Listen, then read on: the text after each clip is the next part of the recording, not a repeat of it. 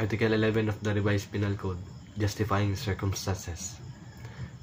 First paragraph. Anyone who acts in defense of his person or right, providing that the following circumstances concur.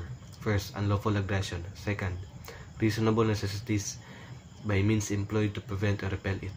Number 3, lack of sufficient provocation on the part of person defending himself. Second paragraph.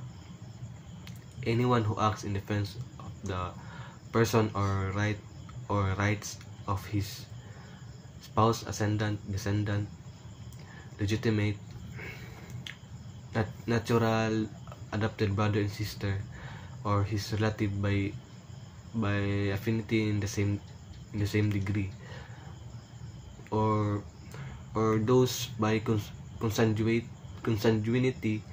within the fourth civil degree, provided that the first and second requisites prescribed in the next preceding circumstances are present, and further requisites.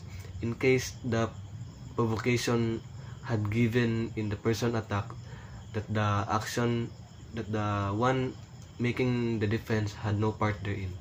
Paragraph number 3. Anyone who acts in defense of the person or right of a stranger, providing that the first and second requisites mentioned in the first circumstances of this article are present, that the person defending be not induced by revenge, resentment, or other evil motive. Number 4.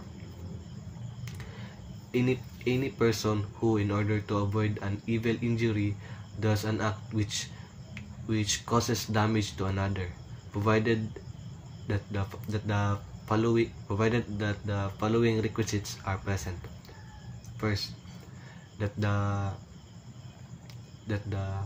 evil sought avoidance are actually exist. Second, that the injury feared be greater than to avoid it. Number 3, that there be no other practical and less harmful means of preventing it.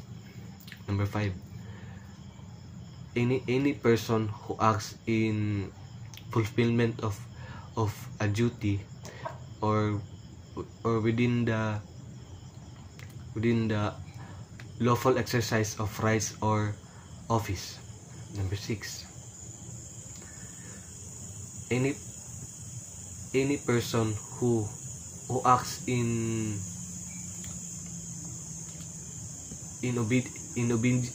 obedience to an order issued by the superior for some lawful purposes.